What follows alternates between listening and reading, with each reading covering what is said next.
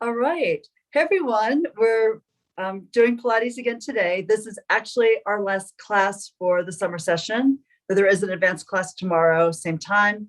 But as you know, they'll be available on the Swarthmore Health and Recreation and Wellness website on YouTube. So I hope that until we start up again for fall semester, that you'll continue to use these.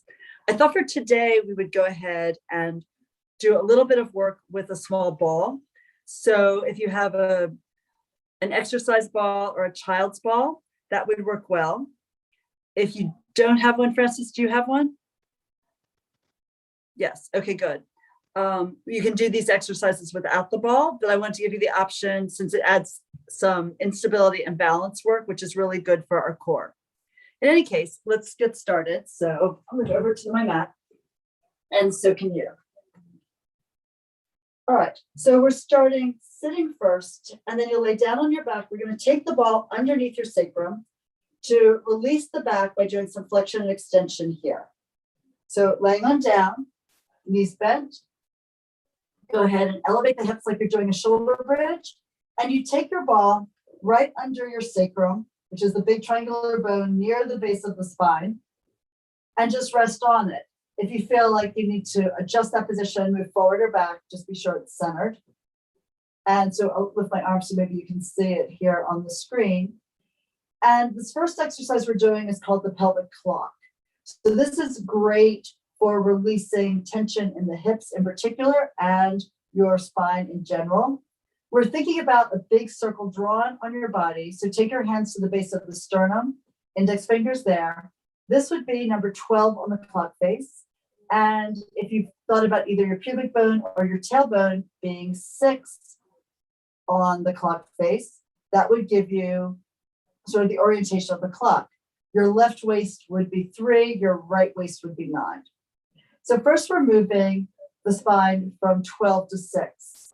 So you start by pressing your rib cage down, the base of the sternum sinks and the tail rises. So 12 is down and 6 is up, and your inflection through your back.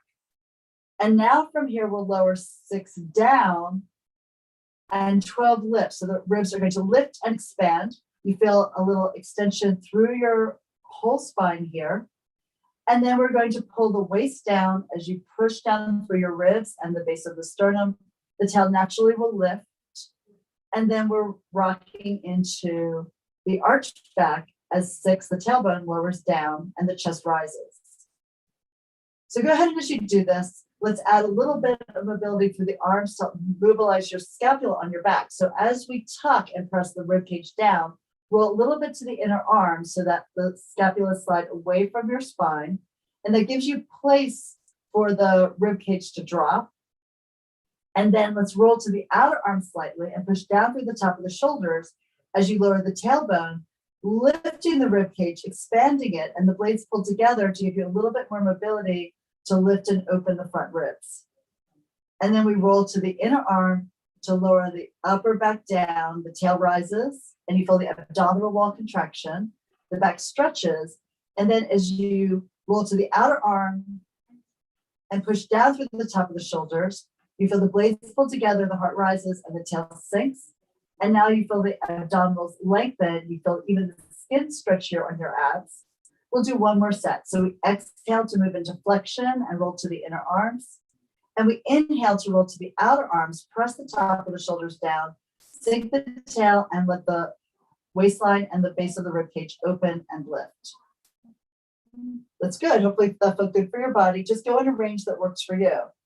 And now keeping the legs grounded, we're not really thinking of moving the thighs, but letting the femurs be still here in midair. We'll rotate the waistline so that your left waist goes down and underneath your body. And then we pull it back up, and then the right side goes down and under. So 3 is on the left side, so we're going to lower 3 in a semicircle around your own axis to pull 3 down and underneath. And meanwhile, the right side comes up and forward a little bit. And now we're pulling the right side, number 9, down and underneath.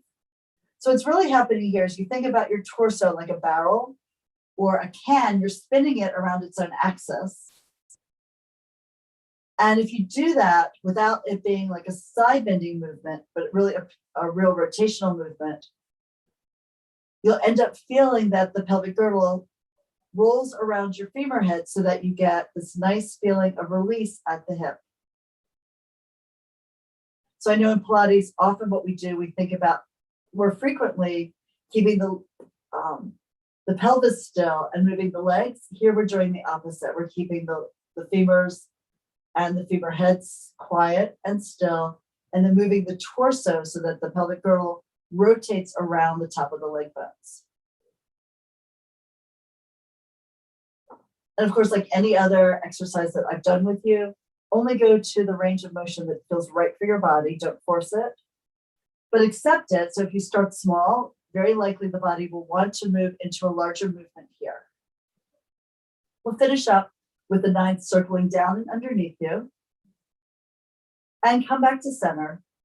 So now we're moving from 1 to 7. So 1, if you go right under your left chest and take your fingertips there, and then you'll think about your right hip socket. So if you go to the crease between leg and pelvis, about 2.5, 3 inches from the pubic symphysis, the center of the pubic bones, you drop your index finger down into that. So that is point number 7. So let's lower 7 to the ground. So if you had your fingertip pointed to the ground, try to imprint the glute down to a point directly beneath the finger. And then we lift that up as we pull down on 1. So now the upper rib cage sinks down, you press it into the ground. You're also tilted a little bit to your left. And then as we pull down 7, there's a feeling of rotation, but also extension in the spine. And then as you pull down 1, you're getting a feeling of flexion plus more rotation here. So you rock from side to side as 7 goes down. 7 and 1, those 2 points pull apart. So you're getting some length across your oblique abdominals. And then when you pull down 1, those oblique abdominals are knitting together as you draw those 2 points a little closer. So your fingertips move together as those 2 points underneath the fingertips move together too. Let's just do one more. So pulling down 7, 1 rises, you tilt to your right with your hip. And then we're going to pull down 1, so the left rib cage falls into the ground, and 7 lifts up and pulls more towards your midline. Come back to center, and we switch the diagonal from 11 to 5. So 11 again is under the center of your right chest, and 5 would be in that crease between leg and pelvic girdle, about 2.5 inches from the pubic symphysis there. And you point the fingertips down to show the body where you want to drop it. So we're dropping first here, 11 at the rib cage, and then 5 at the hip. This happens to be excellent for your psoas muscle, your deep hip flexor, as we move the pelvic girdle on the femurs in a lot of different angles. And you'll feel muscles that work on the diagonal in your body, like those oblique abdominals, and like many of the muscles in your back, also stretching, alternating with working.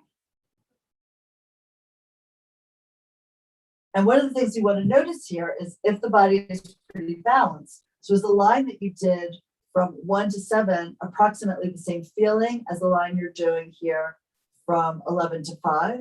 Or is one diagonal tighter than the other? And if so, you probably know what to do. You would do more of the movement here to stretch the tighter line.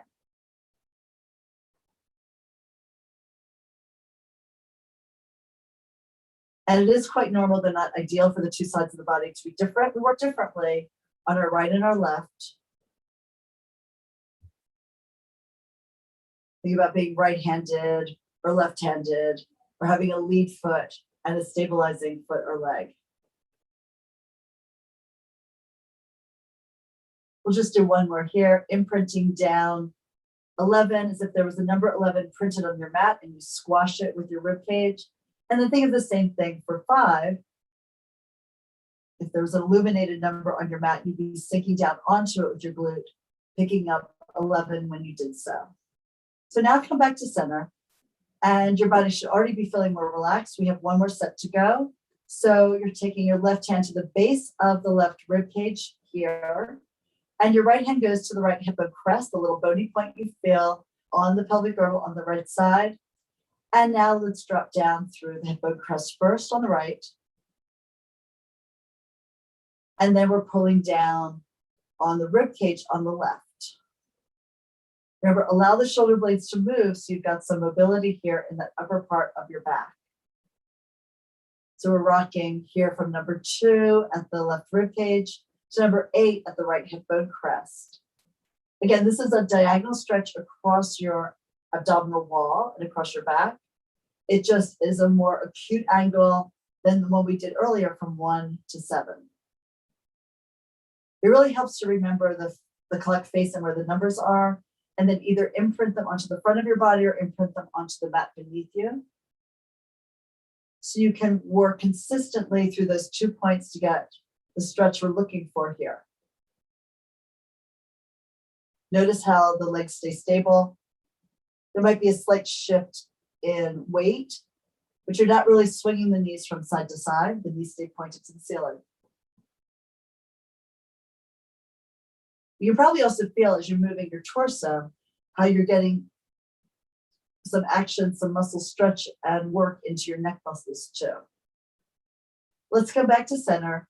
And now we go from 10 to 4. So 10 is the right rib cage near the base of it. And 4 would be your left hip bone crest. And let's pull the rib cage down first. And then the hip bone crest down also. Or instead. So we're going from one point to the other, pressing that number down into the ground, shifting the spine. This is taught in physical therapy, often for back and hip rehab. They tend not to do it on an elevated surface. I was taught in a hip workshop to do this on a ball because you not only get more mobility through your spine, but you also get a little massage into that sacrum in the area there. So I'm pretty much guaranteeing that you're going to love this when you stop. So I know that's a bit of a loaded statement because hopefully you're enjoying it while you're doing it as well.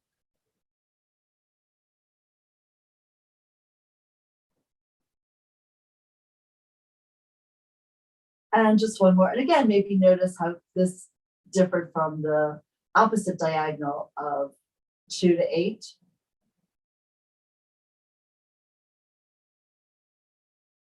Many of us have one pelvic half that's a little elevated or the waist is shortened a bit. And this is a great exercise to create equal length on the 2 sides of your waist and hip.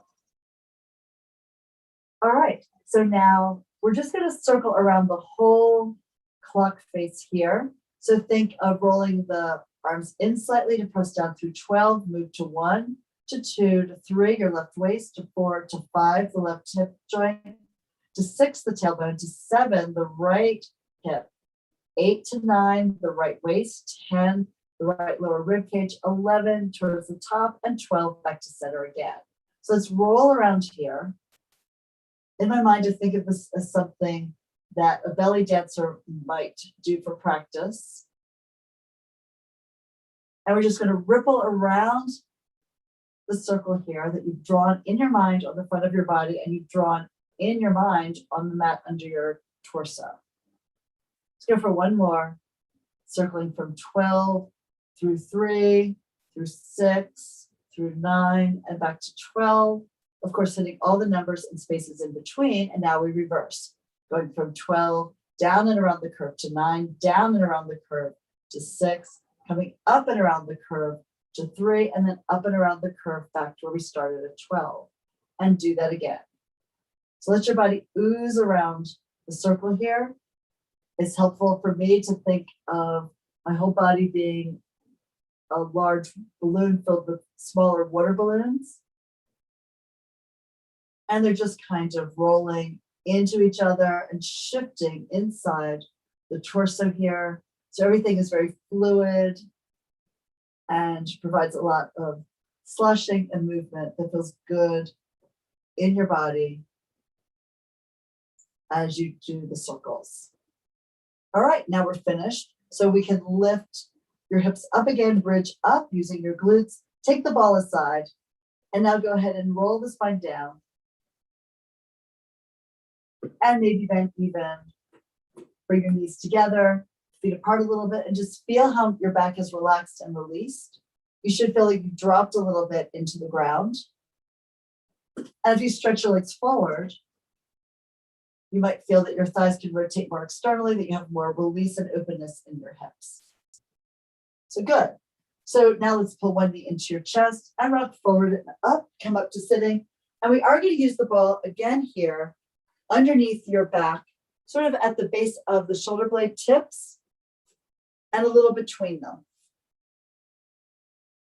So we'll take that ball again here, lean back onto it. So it's like you're lounging here, propped up on your elbows, feet are grounded, knees are bent, and then bring your hands behind the base of your skull. The elbows pull in and down as your inflection here with your spine. You can curl the tail up to imprint the waistline down a little deeper. And now from here, we look up at the ceiling in the back behind you. Let the elbows fall open your chest. And if you can, you even maybe touch the back of your skull to the ground. Only if that stretch feels good through your body. And now coming up, lift the head with your hands as well as with your neck and rectus line here. Pull the elbows together and down so that the back widens as you narrow the front of your body as your inflection. And then we arch back, laying back, your gaze drifts up the wall of the ceiling to the wall behind you. You rotate the head here, using your hands for support and also for guidance. And then let the elbows like wings fall open and stretch. You can see if they feel the same right to left. And then coming up, chin to chest, curl the neck up, curl the ribcage up, pull the elbows forward, down, in like they want to hug together by the navel. The tail is also lifted here, your inflection at both ends of your spine. And then we're moving into extension throughout the whole spine. The tail drops down as you lay back. And if your head doesn't touch, that's fine. Just go where your spine wants to be. Also, if you feel like it's too much extension, take the ball higher on your back. If it's not enough extension, take the ball a little lower towards your waist. We always inhale into extension in Pilates. Well, pretty much that is always true.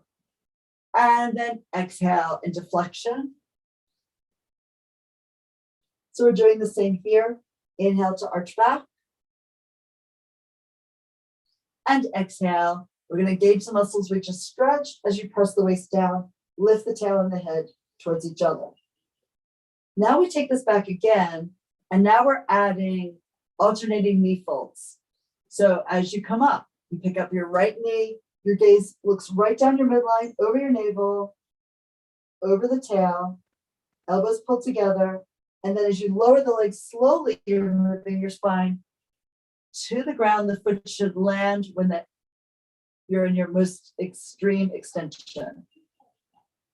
And then let's pick up the left leg as you pull yourself up. So we exhale to pull the knee and the heart towards each other. And then inhale to release them away. So the spine has more length to move.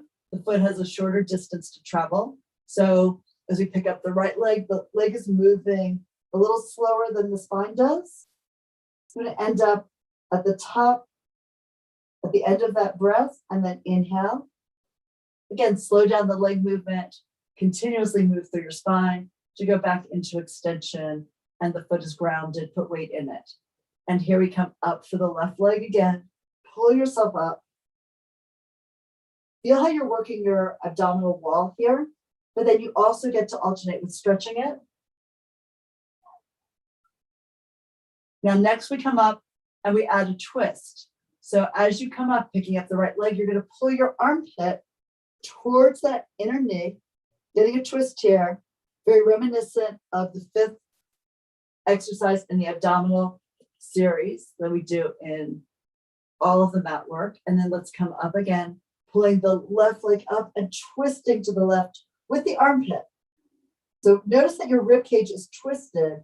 It's not just that you're pulling your elbow across your body and then you lay back, the elbow falls, but you lay back into more of a parallel position with your ribs. And we come up again, lift and twist.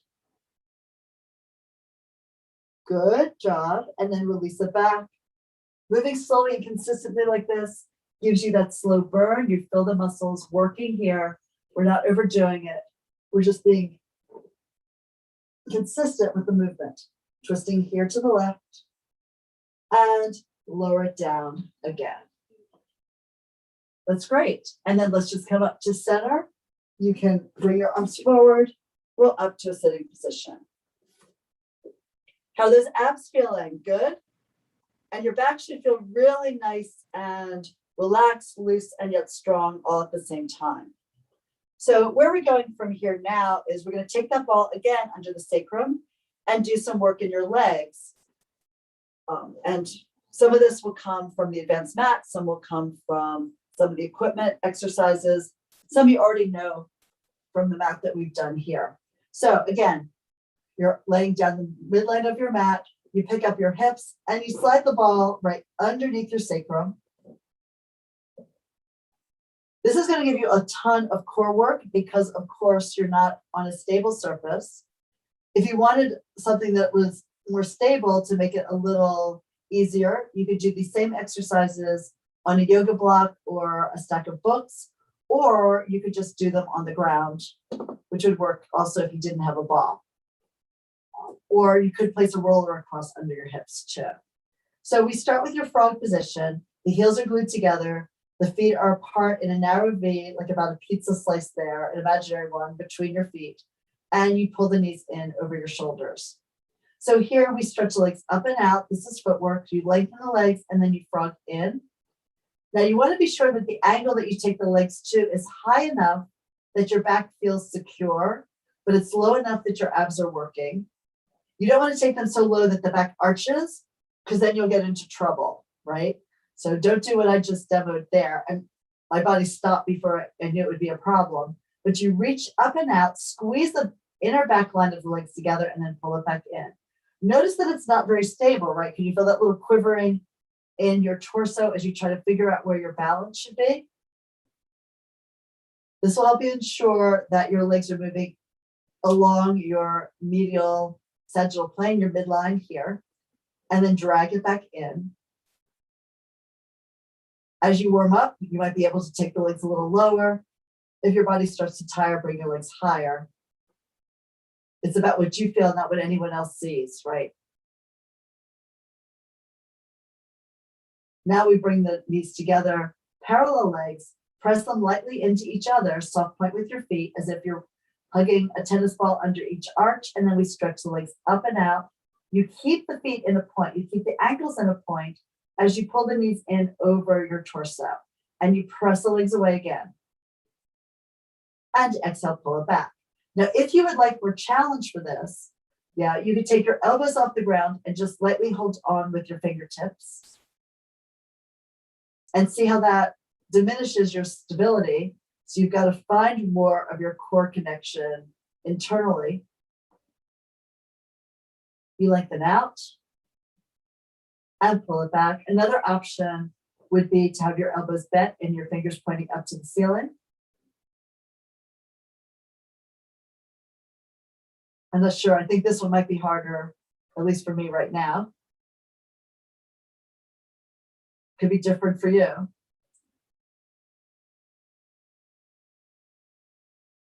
And then the most difficult of all would be to lift the arms up so that you're balanced here on your shoulder blades and you're balanced on something very unstable, the ball. So remember that if your balance shifts, which it will, don't panic, just keep coming back to center. And appreciate that your body is playing and trying to figure this out. Doesn't need to be perfect. We're just really trying basically not to fall off the ball. And this will really strengthen your very deep core, the muscles right along your spine as they work together to keep you balanced here. And we can take the arms back down. Now flex the feet and push out through your heels. Reach long and away and come back on in. And again, you can change. You can have the arms down along the mat, really pressing through the palms as well as your triceps, the back of your upper arms. You could lift the arms up and just have the fingertips and the thumbs here, holding you steady, We could do the bent elbows.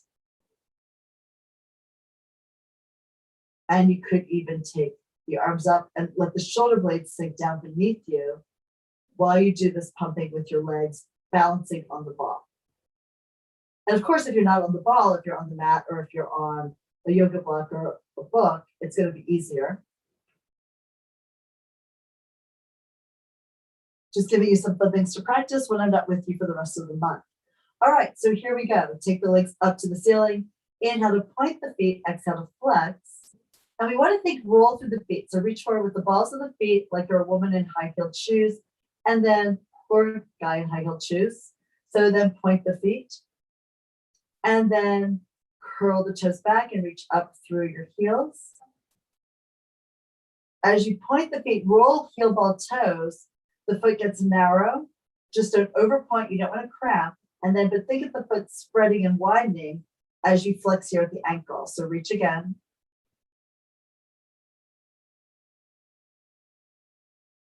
Again, you choose the amount of arm support you want for this exercise.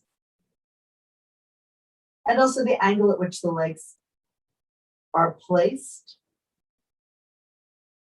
One more. And then we fold the knees in, hug them into your body here, give it a little bit more stretch. And then we can exhale to lower the legs down, stabilize your feet, and maybe rock a little side to side. All right, next, we pull the legs in and we're going into scissors. So both legs lift up to the ceiling, the right leg moves back and the left leg moves forward. Get a nice stretch to the back of your right leg and maybe the top and the hip of the left leg. And then switch your legs. And then switch again. We want a soft, relaxed point, no gripping up through the toes. You don't want your feet to look like a claw, but you do want to feel that length from the ankle across the top of the foot and out over the length of your toes here. And you inhale for one, and you exhale for the other movement of your legs.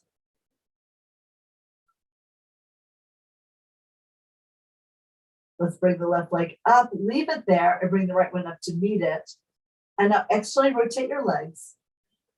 And now we'll pull them apart sideways, open them out to the side, and exhale and close them together. Pull from your pelvic diamond and the upper inner thigh muscles, and then pull the legs apart again.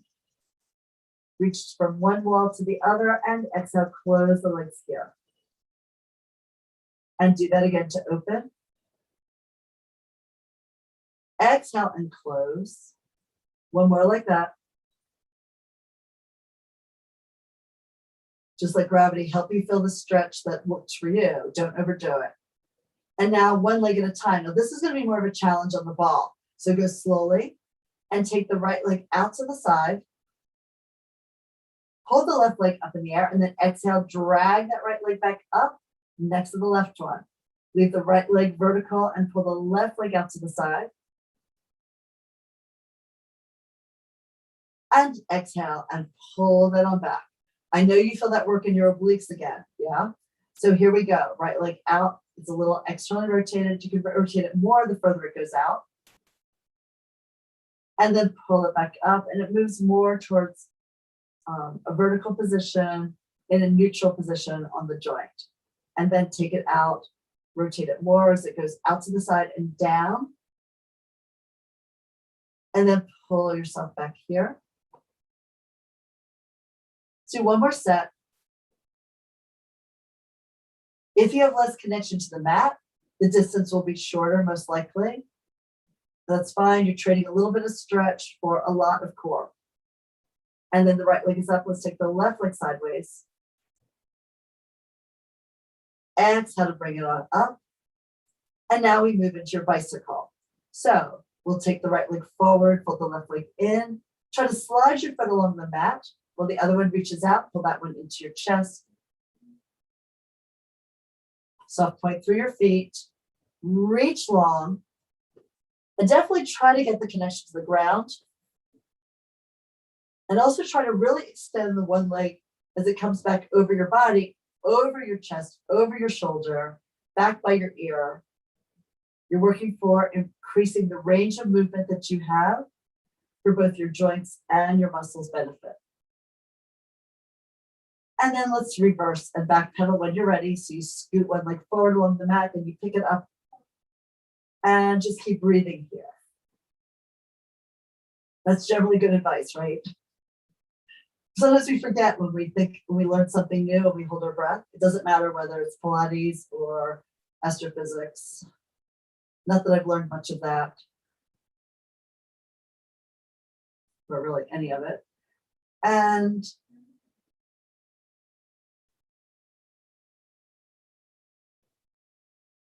just keep moving, keep breathing, enjoy the stretch in both the front of the leg and the hip and the back of the leg. And we'll bring the legs up to the ceiling now. Open the legs about 4 to 5 inches, push them down in parallel, close the legs, and then lift them straight up through center. So watch you don't go too low, apart and then down. You want to feel your abs tightening up as the legs go lower to prevent your back from arching. Lift here, reach it out. You'll know, you've done enough Pilates, you paid enough attention to your body and your breath. You know when something's right and when it's wrong.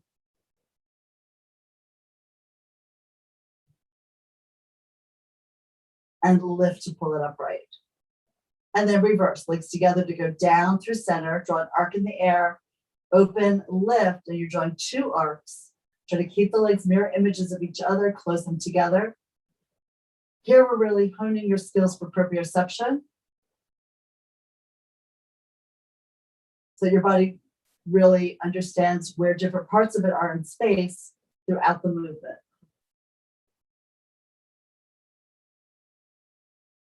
And one more, inhale to press down, and then open, exhale to lift, and then close.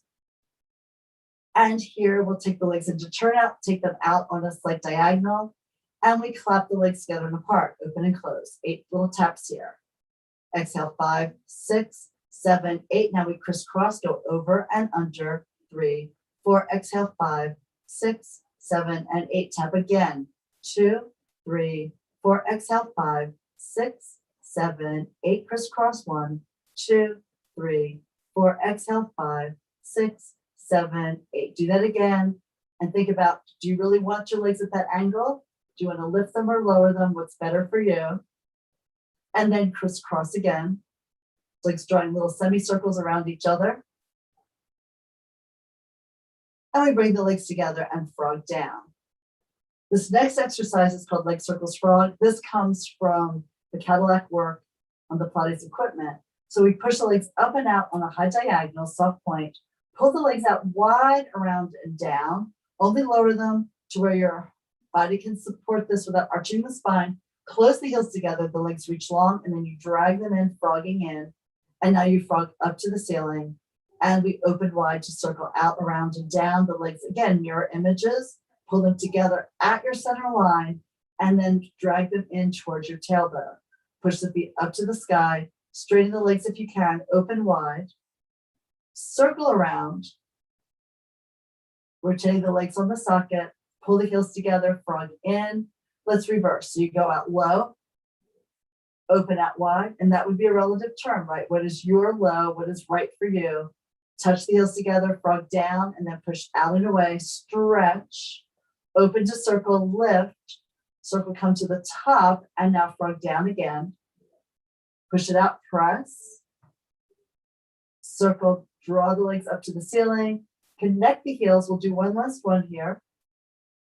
Stretch it out, circle around, pull it up, pull it together, and then frog down, close the knees, you lower the feet, lift your hips, you're off the ball, let it down. If you miscalculated and you were a little ambitious with the height of your legs, you may want to pull one or both knees into your chest just to give your back a little stretch.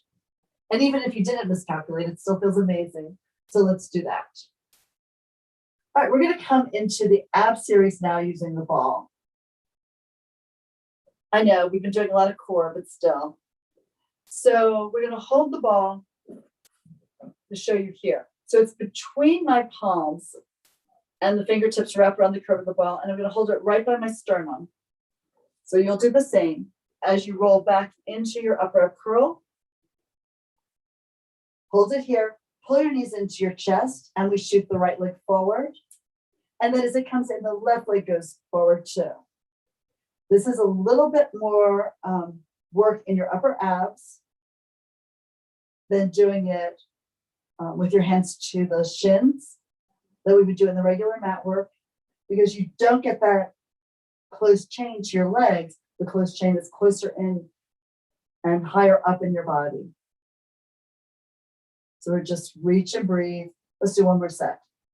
Stretch the leg out of the socket, straight line, pull it in, lengthen the other leg, pull both knees in, lay your head down, lower your feet, and rock your head from side to side. Turn here, get a little ease and release in your neck. Double leg stretch, which you know from the mat series. It looks a little different here because we are still going to hold the ball between the palms of our hands. And here, pull your knees into your chest, come up to your upper ab curl, and rest the ball on the platform of your shins. Legs are in tabletop. Pull yourself up a little deeper. And now as we inhale, we take the arms and legs up and away from center. And then you just fold the legs in and pull the ball low down on your shin as you pull the knees in tight. And you stretch away. Remember, always look down. Try to find that upper ab curl and keep your gaze to your navel. Reach out, find that hammock shape for your body, and then pull it into a little ball here. Stretch again. Never falling flat, right? If the legs and the arms go too far out, too low, you'll flatten your spine. We don't want that. One more time. Stretch it open, squeeze the ball, press it in, and lay your head down. And again, your head turns. You can open the arms out to the side and then let the knees fall in one direction, the head in the other. Got a nice little stretch here. Diagonally across the belly and the back. And of course, that rotation in the neck feels great after your upper ab work. Next, scissors. Let's come on up to sitting.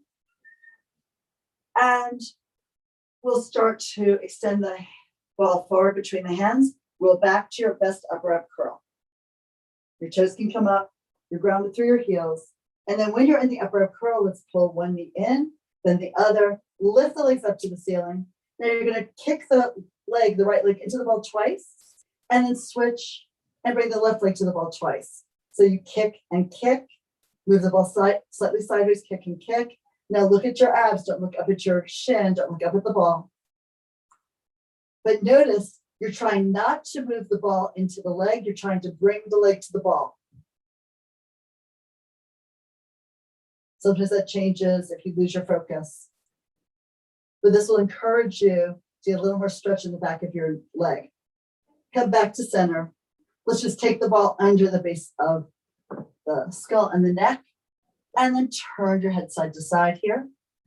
Get a little massage here into your neck using the ball.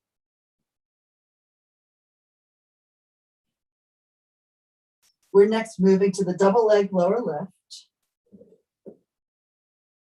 So hold the ball in your hands, pull your knees in, take the ball between the edges of the arches of your feet. So it's embedded in between your feet like it's embedded in a wall. And let's come to your upper ab curl. Pull yourself up, support your head with your hands, pull the elbows forward and down, and lift the legs up to the ceiling to the best of your ability. The knees could be bent. And then we press the legs out and down and exhale and lift it on up. Now notice how the ball wants to wiggle a little bit. Try to minimize the wiggling of the ball by having a light pressure and keeping your legs in the same plane with the same amount of pressure into the center of the ball. So the more you can keep that ball steady, the more balanced your legs are. Exhale. Don't forget, as time goes by, we tend to flatten. Try to keep lifting your head up and bending here through the chest, through the upper ribs, into the best upper ab curl you can show yourself. One more. Push the legs away. And then exhale, lift them up. And then reach for the ball and hold it between your hands. Lay your head down. Let's have the ball in the belly. Just take a couple of deep breaths here before we go to the last in the ab series, the rotation. Okay, so we're going to pick up the ball, pull the knees into the chest. Now, take the ball down at the right side, bring it low and down at the side of your hip, and you stretch the left leg away as you come to the upright curl. Then we switch the legs, lifting the ball over to the left side. Notice how that lift of the ball and then that rotate will rotate your torso. You do want to keep your gaze low and not up on the ball. So your gaze is skimming across the hips, the upper thighs, as you switch your legs. Keep your pelvis steady so the legs aren't winging out from side to side, but they're staying in a direct line out of the socket and in the same line, whether they're going in or out. Let's do one more set. I know you'll feel that in your upper obliques. It's all good, right? And then lay yourself down, open the arms, take the legs apart the width of your mat, and let both knees fall to the right. So you have internal rotation in one leg and external in the other. Come back to center and then to the other side. You sway your knees. You can add the head turn in the opposite direction. So as your knees go right, look left. Gaze the knees up to the ceiling. And then as the knees go left, you look to your right. Come center. And we still have a few more minutes. This is great. So here, let's go ahead and take the ball between the edges of your arches again for jackknife.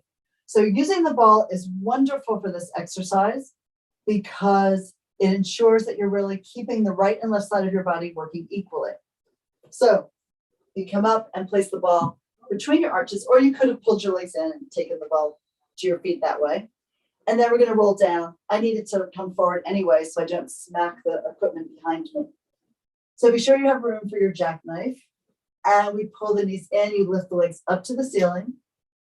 And then you bring the legs forward a little bit, press through your arms, gazes up. Never turn your head when you're going into a shoulder stand.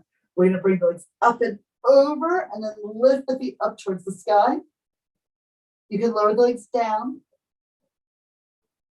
And then lay your spine out. Move your head and your tail away from each other. Take your legs out to the working level. And again, coming up. So you could go over low, like roll over. And then lift the legs up. I didn't give myself quite enough room there. And then you can lower the legs down. And then roll your spine out. And as you advance this exercise, the legs don't start or end low. You just go up for that higher angle position. So you would go up and then push the legs up a little sooner. And then try to keep them in the air longer as you bring your spine down.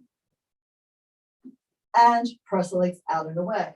Let's do one more, whichever way you want to go. It's up to you and your body to figure that out.